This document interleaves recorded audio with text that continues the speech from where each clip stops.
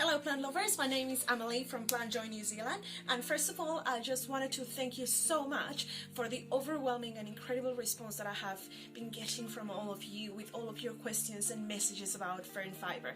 So to answer all of those questions, that's exactly what we're going to be talking about today in this video. So I'm going to try to make it short, although there is a lot to talk about.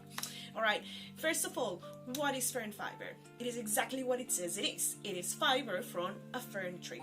Of course, the business that the manufacturers or the people who, the company who produces this fern fibre has approval from the MDC, and also it is done in such a sustainable way that makes sure that our New Zealand native trees keep safe. Whereas it comes from, let's say that it comes from a farm and it's harvested sustainably. So that's the first point. The second point, how do you use the fern fibre? You can use it either as a propagation, which is a lot of the messages that I've been getting from. As you can see, just let me know if it focuses or not. As you can see, it is, first of all, to texture, it feels great. Is that focusing? Mm-hmm. Yeah. It feels great. It holds moisture really well, but we will talk about the properties in a minute. And then how much you use, it really depends on the type of plant you have and what is going to be the purpose. So if you're going to use it for propagation, and I'll show you a video and I post some photos of how I've set it up for my own propagation, you can moisten with water, or generally I use this. Okay, Biopower Seaweed Flake, and I make sure that it absorbs all of the nutrients from this. It already has some nutrients because it's extracted from nature, and it comes as if it was in nature, which provides a great medium for your plants. But then this is like a little boost that I give. All right. So you use it for propagation, and compared to other mediums such as sphagnum moss or soil or propagation sand, the difference is that one, it's completely unaltered. Two, it has properties as if it was in nature. Three, the space between the fibers allows, grab this again. Can you see that? Is that focusing? Yeah. So if you put this correctly, then what happens is that, first of all, it retains moisture really well. So it has good capillary action. What does that mean? It means that the humidity is going to carry it. It's going to carry the humidity really well. At the same time, if you see the spaces in between the fiber, that space also allows good oxygen. Oxygen is a vital element for all of us, including human beings and animals, to live and to survive. So it allows good oxygenation, also called aeration. So you have not only good humidity rates, but also the airflow that comes in.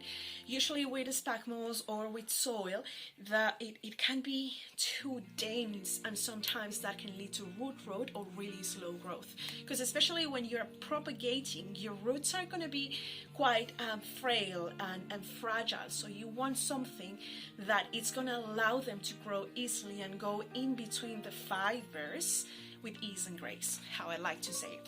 All right, because we're talking about baby roots, and you want the best for your little plants that are growing. So that's the first point for propagation. The second one is that I also use it for mix with my soil. So I have bags of premium arrowed and potting mix. That one already comes with some fern fiber in it, but generally depending on my plants, and this is something that you will learn to understand your plants as you go through, I add a little bit more of fern fiber or not. Again, it depends on the plants.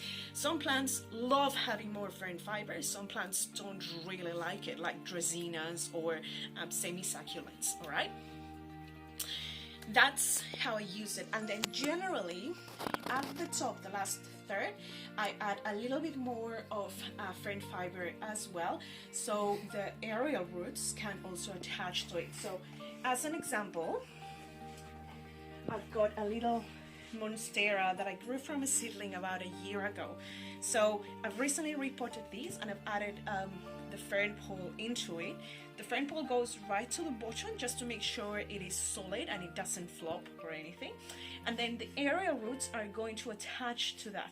Now what I've done is I've added the last third with fern fiber, and that allows more oxygenation, and also it just prevents some pests from laying some eggs in there.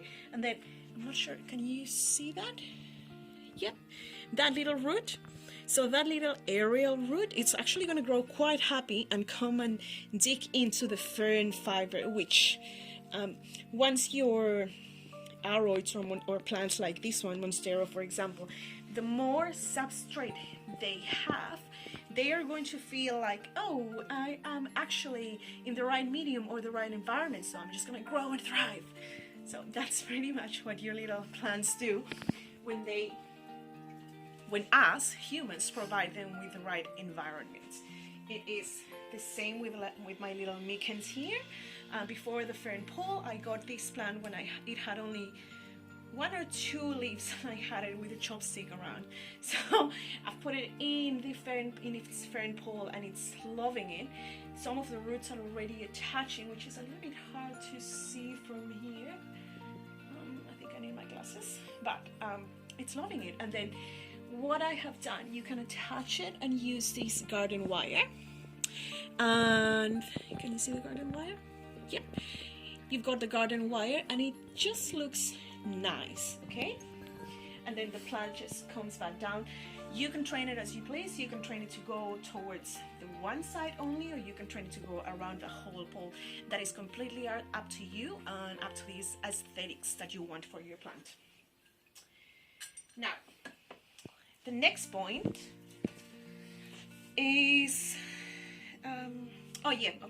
we've spoken about using the fern fiber as a propagation medium. We've spoken about whether you combine it with a new soil mix or not, and again that is going to completely depend on what are the specific needs of your plant. And then we've spoken about the poles. We have different sizes of poles. We've got a 40 centimeter pole, which is this one. I think this one is a 40-50 centimeters, and this one here is a 70 centimeter pole by 4x4, and then there is the 1 meter pole by 5x5 centimeters.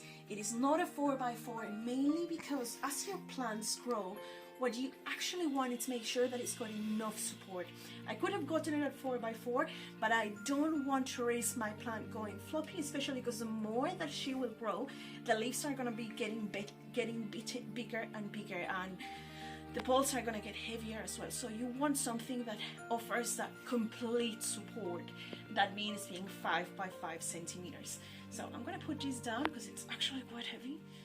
And finally, we also have the orchid boards. So it's the little boards that in plants like this one, for example, this is a pothos glacier. Pothos glaciers love trailing. And for this one I wanted something a little bit different. I didn't want it to put a pole. I wanted it to grow actually within my little board, and eventually over time this is just gonna grow beautifully and it's gonna look so luscious. So again, the aesthetics are completely up to you, but the options are available. So whether you are looking for the fern fiber itself, which is this one, or any of the poles that I've shown you, the options are there for you. Just let me know how much you would like to order. I hope I've answered all of the questions that you guys have been sending me. And last but not least, this Foliage Pro, it has been amazing to keep all of my plants happy and thriving. And the best thing is that it doesn't have urea and like the usual fertilizers that you find in the regular shops. So this is another bonus that I would actually recommend for you to get if you really want to have your plants happy and joyous and just thriving, making sure they're all like luscious and green, giving you that little joy and extra love in return as well. It's been awesome to see you guys. Well, not really see you, but you get what I mean. I hope this video has answered most of your questions. And again, if you'd like to know a little bit more or have any other questions or want to place an order, just feel free to leave a message, send me a message, and I will send you all the details. Thank you so much. Thank you for watching. And if you have any comments or feedback, just leave it in the comments. Thank you. Mwah. Bye.